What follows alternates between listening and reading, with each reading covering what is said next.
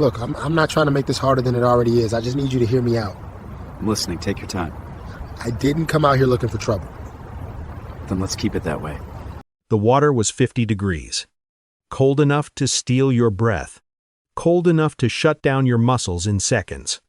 Cold enough to kill a child who didn't know how to swim. The boy was already going under when Andre Washington reached the shoreline. 11 years old. 20 feet from safety. Arms flailing. Head barely breaking the surface before disappearing again. Panic had taken over. And panic does not negotiate with time. Every second mattered. And Andre knew it. He didn't stop to think. He didn't look around for help. He didn't wait for permission.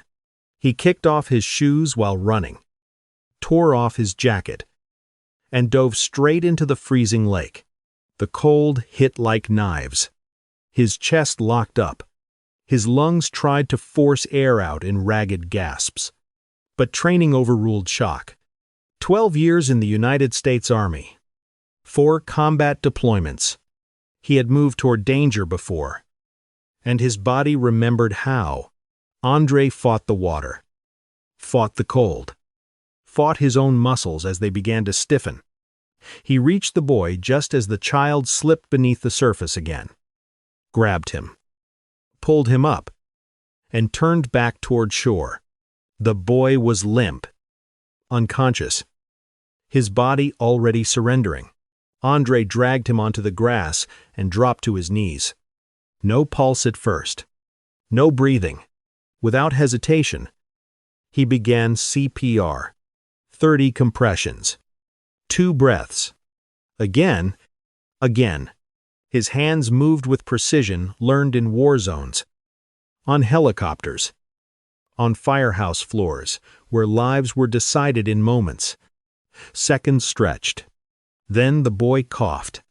Water spilled from his mouth. His chest rose. A gasp. Another breath. Life came back. Andre sat back, shaking violently, soaked to the bone, staring at the child who was alive because he refused to hesitate. He had just saved a life. And that was the moment everything changed. Andre Washington was 40 years old, and his body told stories long before he ever spoke. Stories written in scar tissue and stiff joints, in the way he moved with purpose even while shivering from the cold. This was a man who had spent most of his adult life running toward danger, not away from it. For 12 years, Andre served in the United States Army with the 75th Ranger Regiment, one of the most elite special operations units in the world. He deployed 4 times, twice to Iraq, twice to Afghanistan, when missions were too dangerous, when the margin for error disappeared. Those were the moments Rangers were sent in. Andre did not collect medals for showing up. His Purple Heart came from Fallujah in 2007. When an IED exploded and tore into his body as he dragged 3 wounded soldiers to cover. Bleeding from multiple shrapnel wounds, he refused to let go until all 3 men were safe. They lived because he would not leave them behind. His Bronze Star with Valor came 3 years later in Helmand Province. His unit was pinned down under enemy fire for hours. Wounded again. Low on ammunition. Andre held the position anyway, buying time until reinforcements arrived. 12 soldiers walked away alive that day because he stayed. By the time he medically retired in 2018, his body had paid the price. Too many injuries. Too many surgeries. But the instinct to save lives never left him. Andre became a firefighter, trained as an EMT, spending the next 7 years responding to emergencies across his city. Cardiac arrests, house fires, highway wrecks. He was known for staying calm when others panicked, for doing whatever it took to get people out alive. That afternoon at the lake, Andre wasn't looking to be a hero. He was just a man on a walk, seeking quiet. But when a child screamed for help, Everything he had ever been trained to do took over. Saving lives was not a choice for Andre Washington. It was who he was. Officer Derek Walsh had been wearing a badge for 11 years. And in those 11 years, he had built a reputation that never made headlines, but lived quietly in internal files. 14 complaints had been filed against him during his career. 14 different civilians. 14 separate incidents. And every single one of them involved a black man or woman. The accusations followed a familiar pattern: unlawful detention, racial profiling, excessive force, false arrest, harassment. Each time, the story was the same: a routine encounter that escalated without cause. A citizen treated as a suspect first and a person second. A life disrupted. Sometimes in public. Sometimes at gunpoint. And each time, internal affairs reached the same conclusion: unsubstantiated. Insufficient evidence. Officer acted within department policy. 13 of the 14 complaints were dismissed without discipline. One resulted in a written warning. A single piece of paper placed into a file and promptly forgotten. What those complaints really documented was not a series of isolated mistakes, but a pattern. A pattern of seeing black people as suspicious by default. A pattern of arresting first and verifying later. A pattern that grew stronger every time it went unchallenged. Officer Walsh learned something important over those 11 years. He learned that as long as he used the right language, nothing would happen. Suspicious circumstances. Officer safety. Public concern. Words that turned bias into procedure and shielded it from consequence. On this cold March afternoon, Walsh was on routine patrol when he noticed cars parked near Riverside Lake. The park was nearly empty. The temperature barely above freezing. To Walsh, that alone was enough reason to investigate. He turned into the lot, unaware that just moments earlier, a life had been pulled back from the edge of death, and unaware that this encounter would be the one his pattern could no longer survive. Andre was still shaking when Officer Walsh reached the shoreline.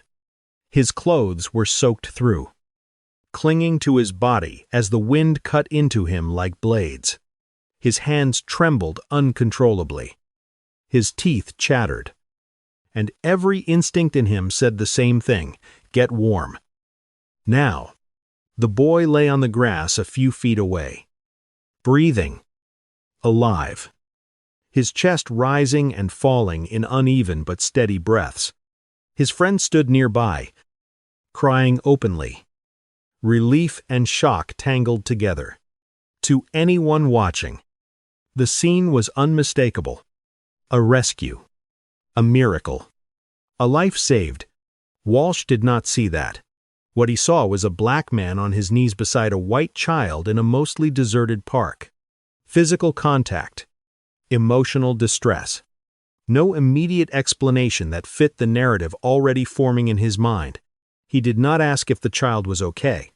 He did not ask who had called for help. He did not call for an ambulance or medical support. Instead, his hand hovered near his belt as he approached. His voice firm and controlled. "Sir, stop right there." Andre turned, trying to steady himself. "I need to get to my car," he said. His voice strained from cold. "I just pulled a child out of the lake. I'm freezing." Walsh looked him up and down, eyes scanning the soaked clothes, the shaking hands, the scene around them. "That's what we need to talk about," he replied. "What were you doing in the water with that child?" The question landed heavy, loaded with implication. Andre stared at him, trying to process what he was hearing. He had jumped into freezing water to save a life. He had performed CPR. He had brought a child back from the edge of death. And now, in the space of a single sentence, that heroism had been reframed as suspicion. Andre answered slowly. Carefully. He was drowning. I heard him screaming. I jumped in and pulled him out. Walsh didn't nod. He didn't acknowledge the explanation. The look on his face didn't soften. This wasn't concern. This was an investigation already looking for a crime. Voices began to rise around them. People who had arrived from the parking lot and nearby trails stopped, taking in the scene, understanding almost instantly what had happened. A child on the ground, breathing. A man soaked to the bone, panic giving way to relief. He saved the kid. Someone said, "I saw it." Another voice added, "That boy was drowning." Marcus, the child's friend, stepped forward, tears streaking his face. He jumped in. He said, pointing at Andre, "The water was freezing. He saved my best friend. He did CPR." A woman pulled out her phone and called 911. "We need an ambulance." She said, "There was a near drowning. The child is alive because this man helped him." Andre stood there shivering, every muscle screaming as hypothermia began to creep in. He tried to focus on staying upright, on listening, on not letting the cold take over. "I need to get warm," he said again. "Please, I just need my car." Officer Walsh barely reacted to the crowd. He wrote in his notepad, eyes moving from Andre to the children and back again, as if the witnesses were background noise. To him, the scene still didn't feel right. An adult male alone with children. A quiet park. Physical contact. Officer Nicole Chen arrived and took position beside Andre without a word, mirroring Walsh's stance. Tactical. Controlled. Suspicious. "We're going to need to verify what happened here," Walsh said. "These circumstances are concerning." Concerning. The word hung in the air as the crowd grew louder, more insistent. "What's concerning?" someone shouted. "He's a hero." But Walsh had already made up his mind. He wasn't here to confirm a rescue. He was here to justify an arrest. Turn around.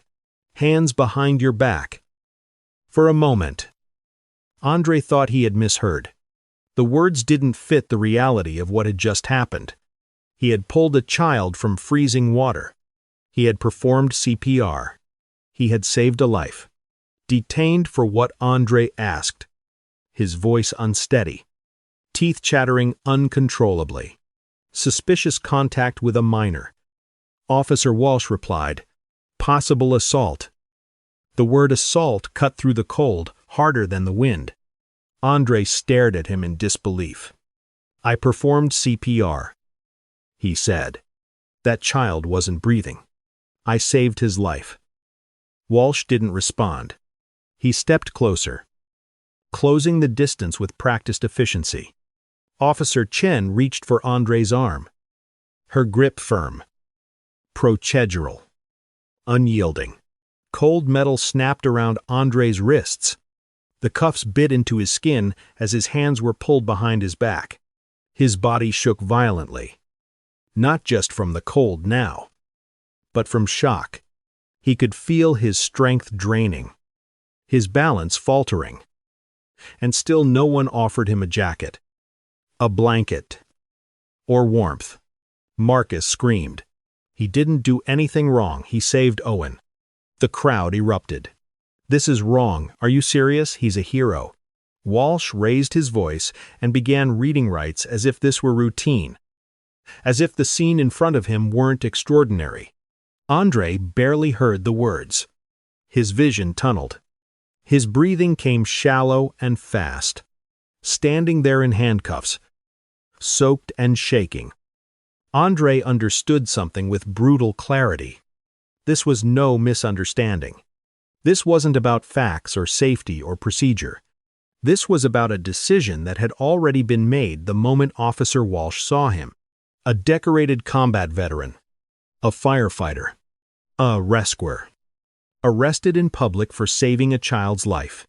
The patrol car doors closed with a hollow thud, sealing Andre inside a cage of plastic and glass. The heater wasn't on. His wet clothes clung to his skin as the cold followed him. Relentless. Unforgiving.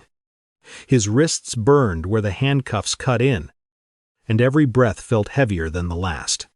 At the station, Andre was led down a narrow hallway and into an interrogation room. Fluorescent lights hummed overhead. A blanket was draped over his shoulders, not as an act of care, but as protocol. He was still handcuffed to the table, still shivering, still trying to understand how saving a child had brought him here. Detective Karen Sullivan entered with a file tucked under her arm.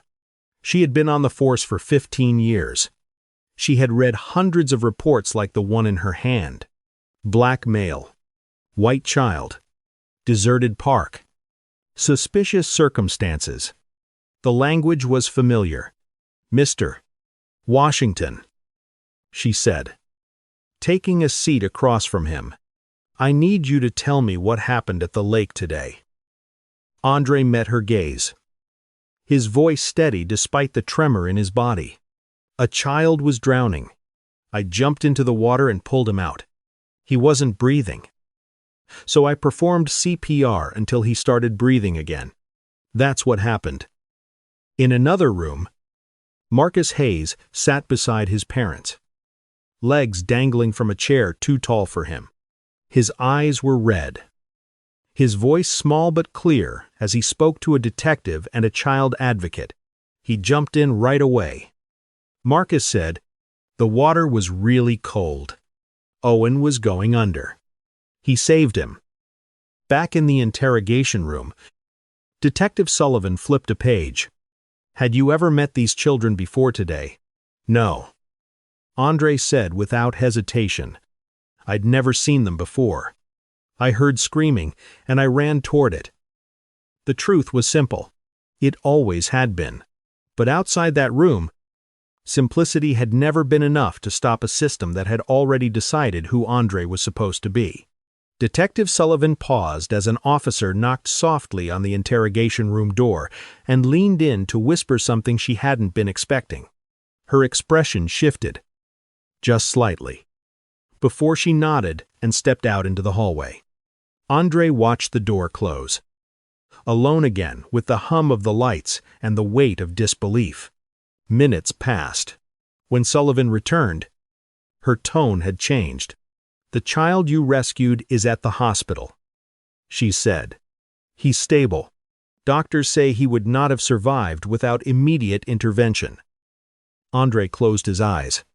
The tension in his chest eased just enough to breathe. The boy was alive. That was what mattered. Sullivan continued. The other child, Marcus Hayes, is here with his parents. He's given a full statement. He confirmed you pulled his friend from the water and performed CPR. Across the station, a sergeant sat at a computer, running Andre Washington's name through departmental systems. No warrants. No criminal history. Nothing that justified what had happened. Then a flag appeared. Military service record available. The sergeant clicked. United States Army. 12 years active duty. 75th Ranger Regiment. 4 combat deployments. Purple Heart. Bronze Star with Valor. Medical retirement. Current firefighter and EMT. He leaned back in his chair, staring at the screen. Officer Derek Walsh hadn't arrested a suspect. He had arrested a decorated combat veteran for saving a child's life. The sergeant pulled Walsh's personnel file next. 14 prior complaints. All dismissed. All involving black civilians. All sharing the same language. The same reasoning. The same outcome. For the first time, the pattern wasn't theoretical. It was undeniable. And it was sitting at the center of the room, wrapped in a blanket. Still shaking from the cold, the chief of police was called within the hour. Files were sent up the chain. Body camera footage queued for review. Witness statements stacked neatly on a desk that suddenly felt too small for what they contained. The footage told a story no report could soften. Andre Washington, soaking wet, shaking from cold, explaining again and again that he had rescued a drowning child. The child's friend pleading, bystanders confirming the rescue, and Officer Walsh, unmoved, methodical, proceeding with an arrest already decided. There was no ambiguity, no threat, no justification, just a choice. The chief leaned back as the pattern came into focus. 14 complaints that should have triggered intervention. 14 warnings that had been explained away. This arrest wasn't an anomaly. It was the inevitable result of inaction. Orders were given: release him immediately. Suspend Walsh pending a full investigation. Reopen every prior complaint. I want answers for why this officer was still on patrol. In the holding area, the handcuffs were removed. Andre's wrists burned as circulation returned. A detective offered an apology that sounded careful. Rehearsed. You're free to go. Mr. Washington, we've verified your account. Andre looked up slowly. Verified, he asked. A child almost died. I saved him. And I was treated like a criminal. That's not a mistake. That's a pattern. No one argued. Because now, finally, the system had no place left to hide. 6 weeks later, the lawsuit was filed. Andre Washington versus the City of Riverside. Officer Derek Walsh. Officer Nicole Chen. But this case was never just about one arrest on a cold afternoon.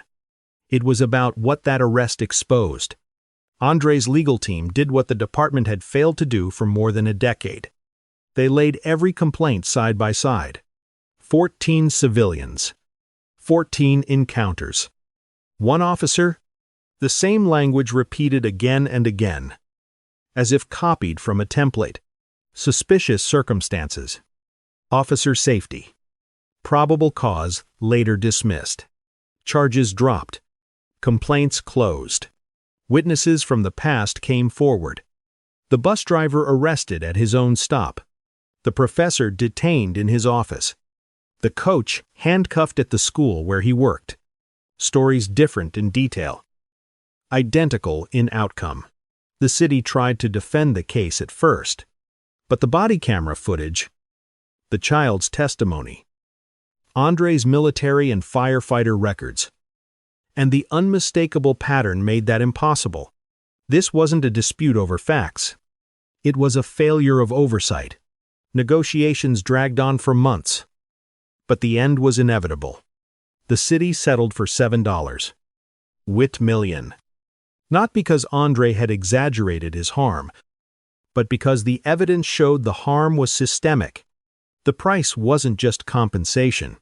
It was accountability delayed too long, finally coming due. The money was never the point. Andre said that, from the beginning, no amount of compensation could undo the humiliation of being handcuffed in public for doing the right thing.